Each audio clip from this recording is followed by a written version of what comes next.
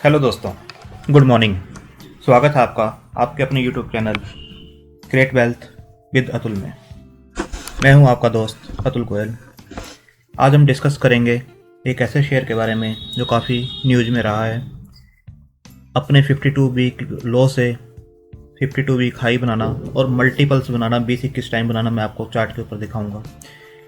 तो जिसने जिस लेवल पे लिया उसके हिसाब से शेयर अच्छा और बुरा बनता है, जैसे मैंने आपको अपनी कई वीडियोज़ में बताया। जिसने 1-2 रुपये पे लिया होगा और 21 पे बेचा होगा या अभी भी रखा होगा तो उसके लिए अच्छा है। जिसने हाई लेवल पे लिया 18-19 पे और अभी 7-8 रुपये पे ट्रेड कर रहा है तो उसके लिए बुरा शेयर होगा। फंडामेंटल्स क्या हैं, टेक्निकल्स क्या बोलते हैं, क्या कंपनी कर रही है, क्या इनके ग्रोथ प्रोस्पेक्टस हैं, आगे क्या स्कोप है इस लाइन में, किस लेवल पे लेना चाहिए नहीं लेना चाहिए, क्या डाउन साइड है, क्या रिस्क रिवार्ड रेशो है, वो हम इसमें डिस्कस करेंगे। ये छोटी कंपनी है, इसको डिस्कस करने का मेन मोटिव है, मैं आपको क्लियर बता देता हूँ। कभी भी हम जो इन्वेस्टमेंट करते हैं तो इन्वेस्टमेंट का मतलब होता है बड़ी कंपनीज में इन्वेस्टमेंट करना, लॉन्ग टर्म के लिए इन्वेस्टमेंट करना, कंपाउंड का फ़ायदा उठाना, पूरा कंपाउंडिंग का। और पोर्टफोलियो में थोड़ा रेशो हमें इस टाइप का भी रखना चाहिए जिससे कि अल्फ़ा जनरेट कर सकें हम और पोर्टफोलियो को एक स्पीड दे सकें। तो उसके लिए क्या होता है कि 2 से 4%, 5% तक हमें ऐसा पैसा रखना चाहिए लॉन्ग टर्म के अलावा, जिससे हम अल्फ़ा जनरेट कर सकें। और उसे इंट्राडे की मैं बात नहीं कर रहा हूँ, इंट्राडे में मैं कभी सजेस्ट नहीं करता हूँ। स्विंग ट्रेडिंग में लगा सकते हैं, जहाँ पे टेक्निकल ब्रेकआउट्स होते हैं वहाँ लगा सकते हैं कि ये शेयर 100 रुपये और 120 रुपये के अंदर मूव कर रहा है तो आप 100 रुपये पे लीजिए और 120 के आसपास उसे बेच दिए। उसे 2 महीने लगें, 3 महीने लगें, 6 महीने लगें, उसके बाद अगेन वो करेक्ट करता है, अगेन ऊपर जाता है, तो उस टाइप से आप स्विंग ट्रेड कर सकते हैं। सेकेंडली आप कर सकते हैं जो पेनी स्टॉक्स हैं उसके अंदर आप लगा सकते हैं अपना 3 to 5%। 1 लाख का पोर्टफोलियो तो 3 से 5 हज़ार रुपये उसके अंदर लगा सकते हैं। अब बात आती है कि पेनी स्टॉक लेने चाहिए नहीं लेने चाहिए। लेने चाहिए, बट पेनी स्टॉक में भी आपको डाइवर्सिफाइड करना चाहिए। एक स्टॉक के ऊपर पैसा नहीं लगाना चाहिए। एक स्टॉक पे पैसा लगाने का मतलब होता है कि आप सट्टा खेल रहे हो, जस्ट लाइक एक क्रिकेट की तरह कि एक बॉल पे आपने सट्टा लगाया है कि इसमें 4 लगेगा, 6 लगेगा या विकेट आएगी, तो उसे सट्टा बोलते हैं, गैमलिंग बोलते हैं। अगर आप इसे डाइवर्सिफाइड कर देते हो ये गेम ऑफ प्रोबेबिलिटी बन जाता है।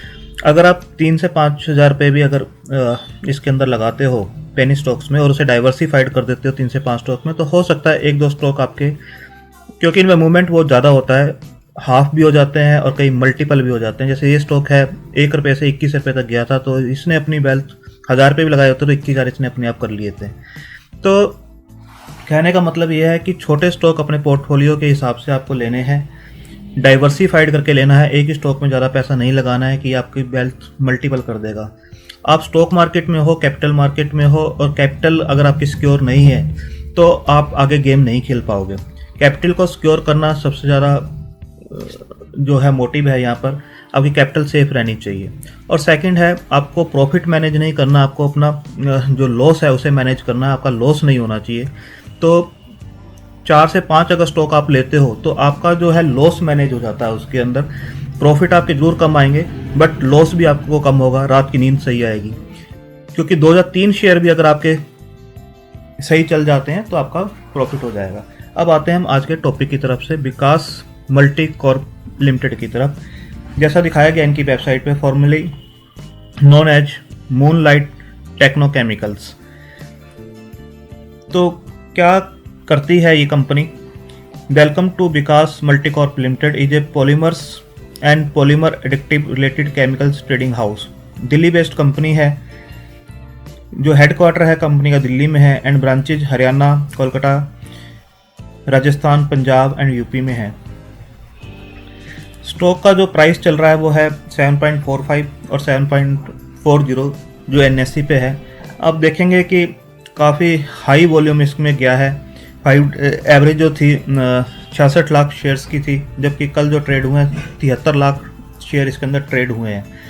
तो ये जो सिंबल आता है ये जो एवरेज डिलीवरी होती है, अगर उससे ऊपर शेयर ट्रेड होते हैं उसके बाद आता है। अब BSE में भी देखेंगे तो 14 लाख शेयर ट्रेड हुए हैं, जबकि 5 डे एवरेज जो थी 10.5 लाख शेयर्स की थी, इसकी 14 लाख शेयर इसके अंदर जो है ट्रेड हुए हैं कल के सेशन में। तो 7.40 के आसपास ये काम कर रहा है।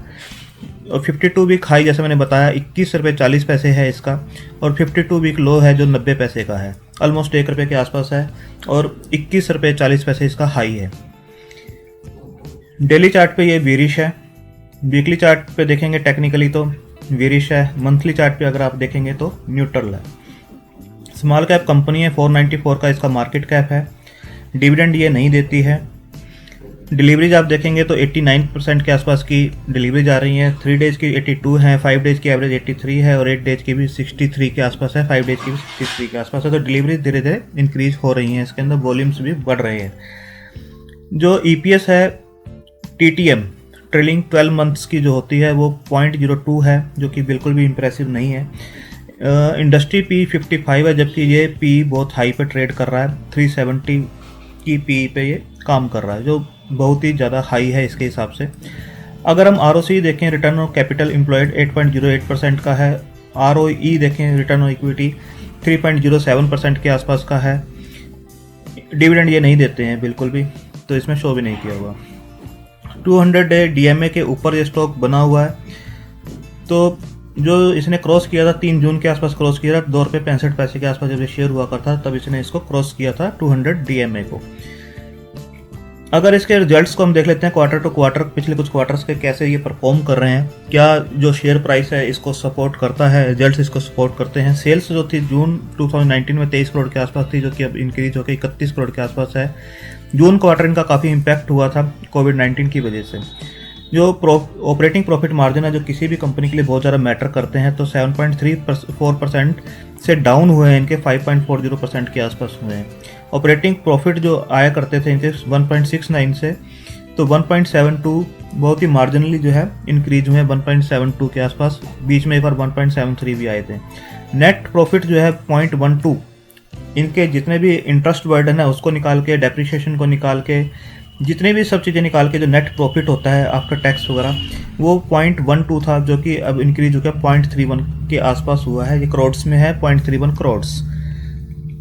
अगर पिछले कुछ सालों का ईयर ऑन ईयर हम कंपैरिजन करते हैं तो सेल्स जो है 81 करोड़ से इंक्रीज हुई है। 2015 में 81 करोड़ हुआ करती थी, 5 साल बाद 155 करोड़ के आसपास हुई है। तो सेल्स बढ़ रही है इनकी। जो ऑपरेटिंग प्रॉफिट मार्जिन है यहाँ पर, जो एनुअली हम डिस्कस कर रहे हैं, पहले हमने क्वार्टर टू क्वार्टर डिस्कस किए थे, 2% से इंक्रीज होके 2020 में जो उन्होंने काम किया 4% के आसपास हुआ है। अगर ऑपरेटिंग प्रॉफिट मार्जिन बढ़ रहे हैं और सेल भी बढ़ रही है, जैसे आपने देखा सेल बढ़ रही है, ऑपरेटिंग प्रॉफिट मार्जिन भी बढ़ रहे हैं, तो कंपनी के ग्रो करने के चांस रहते हैं। ऑपरेटिंग प्रॉफिट जो है 2 करोड़ से इंक्रीज हुआ है और 7 करोड़ के आसपास ये पहुंच गया है एनुअल बेस पे। पहले जो 0 करोड़ का इनका प्रॉफिट दिखाया गया था कि कुछ बचता नहीं था इनका, बट अब 1 करोड़ के आसपास इनको एनुअली बचना स्टार्ट हो गया है। अगर बैलेंस शीट में देखेंगे तो डेट को अगर हम देखते हैं तो 10 करोड़ की डेट हुआ करती थी मार्च 2015 में, जो कि इंक्रीज होकर 41 करोड़ के आसपास की डेट है इस टाइम पर। एसेट्स जो है इंक्रीज होकर 61 से 255, अगर मार्च 2020 में देखें 255 के आसपास हुए हैं। तो अगर नीचे हम इसको शेयर होल्डिंग पैटर्न को देखते हैं जून 2019 में और 20 सितंबर को देखें, 59.23 से डिक्रीज हुई है 53.50। बट आप देखेंगे FII की होल्डिंग जो है इंक्रीज हुई है 4.52 से 6.99। तो FII का अगर इंटरेस्ट है इस कंपनी में तो कहीं ना कहीं फंडामेंटल्स ठीक होंगे, इसके कुछ इंप्रूव हो रहे होंगे, तभी उनका स्टेक इंक्रीज भी हुआ है। अब देखेंगे नूरा सिंगापुर लिमिटेड 2.40% की है, इलारा इंडिया 1.21% की है, इंडिया अपॉर्चुनिटी ग्रोथ फंड ने 1.34% है, एबिटर ग्लोबल इन्वेस्टमेंट 1.33% है। तो 1 2 3 4 5, 1 2 3 4, अगर 4 FII ने पैसा लगाया है तो कुछ इनको आगे चांसेस लग रहे हैं कि इसके फंडामेंटल्स अच्छे होंगे। DII का 0% पैसा है, पब्लिक में जो है 39.5% की होल्डिंग्स है। 39.5 में से भी आप देखेंगे तो 2.69% एक के पास है, 1.61, 1.66, 1.05, 1.75। अगर इनको भी मिला लें सबको, 2 3 4 5 6 7, लगभग 10% के आसपास जो है स्ट्रॉन्ग हैंड्स में है, और 29-30% के आसपास जो है पब्लिक के अंदर है, रिटेल इन्वेस्टर्स के पास है। अब इनकी जो डेट इंक्रीज हुई है उसके भी रीजंस देख लेते हैं, कैसे कैसे डेट इंक्रीज हो रही है ओवर द टाइम। जैसे मैंने आपको यहाँ दिखाया था, जो डेट इंक्रीज हो रही थी इनकी, ये डेट थी 10 करोड़ के आसपास, यहाँ पर 20 करोड़ हुई और यहाँ 39 और यहाँ 41, जो डेट इंक्रीज हो रही है ओवर द टाइम। तो ये जो एक्विजिशंस वगैरह कर रहे हैं उसकी वजह से भी इनका डेट इंक्रीज हो रहा है, धीरे धीरे ये जो बढ़ा रहे हैं अपने बिजनेस को। अब देखेंगे ये हैं विकास गर्ग, प्रमोटर्स हैं इनके, और Vikas Multicorp enters FMG segment, plans investment of over ₹100 crore. अब देखेंगे ये बहुत ही इंटरेस्टिंग न्यूज़ है कि आगे कंपनी कैसे ग्रो करने वाली है। अब देखेंगे ये मैं शॉर्टकट में आपको बताता हूँ। Food protection and personal hygiene segment of the FMG industry with an investment of approximately ₹100 crore in 2 years। ये food protection and personal hygiene sector में एंटर कर रहे हैं। और कैसे एंटर कर रहे हैं, इन्होंने एक कंपनी के कुछ प्रोडक्ट्स को टेक ओवर किया है, जो एक्विजिशन हुई है। ट्रेडमार्क करके एक कंपनी है food packaging and tissue papers की, उसके ब्रांड्स हैं, काफ़ी रिनाउंड ब्रांड्स हैं, home foil, chapati wrap, clean wrap and Misty. तो आप देखेंगे इन्होंने ये चारों ब्रांड टेक ओवर किए हैं, ये ऑलरेडी चलते हुए ब्रांड्स हैं। आप एक और चीज़ देखेंगे कि आने वाले टाइम में जो demand of the aluminium foil and tissue paper products in India has been growing at a fast pace. और ये सब हम जानते भी हैं कि टिश्यू पेपर और एल्युमिनियम फॉयल की जो डिमांड है डे बाई डे बढ़ रही है। तो current aluminium foil market size in India is approx 2 lakh MT per annum है, और जो इसकी वैल्यू निकल के आती है, अगर 2 लाख MT पर एनम की वैल्यू निकालें तो 7,000 करोड़ की मार्केट है। और ये जो ब्रांड इन्होंने अभी लिए हैं, टेक ओवर किए हैं, उसका जो मार्केट शेयर है 6% के आसपास का मार्केट शेयर है इंडिया में, तो काफ़ी अच्छा मार्केट शेयर है। सेकंड, जो टिश्यू पेपर की जो मार्केट है वो 5,000 करोड़ की है, जिसके अंदर से जो branded, out of which branded tissue paper market is around 2,000 crore. अब ये जो है ये ब्रांडेड टिश्यू पेपर मार्केट में है जो इन्होंने टेक ओवर किया है। तो 2,000 करोड़ की जो मार्केट है उसमें ये मिस्टिक जो ब्रांड है 10% का शेयर है उसका इंडिया में। तो देखें चलते हुए ब्रांड्स इन्होंने लिए हैं, तो यहाँ से इनको रिवेन्यू भी मिलेगा जो ये इन्वेस्टमेंट्स कर रहे हैं, और इनके प्रॉफिट्स भी आने वाले टाइम में इंक्रीज होते हुए नजर आएंगे। अब ये जो ब्रांड्स हैं कहाँ बिकते हैं, ये कह रहे हैं more than 10 lakh retail counters के ऊपर इनके ब्रांड्स बिकते हैं। होटल्स हैं वहाँ बिकते हैं, ताज होटल, जो भी आपने 5 स्टार होटल सुने हैं, ताज होटल, मेरिडियन, मोरेशटन, ओबराय, इंटरनेशनल कॉन्टिनेंटल, हयात, सभी इस टाइप के जो भी आपने बिग होटल सुने हैं वहाँ पर। हॉस्पिटल्स जो भी आपने नाम सुने हैं, अपोलो, एस्कॉर्ट्स, मैक्स, गंगाराम, सभी के अंदर फोर्टिस, मूलचंद।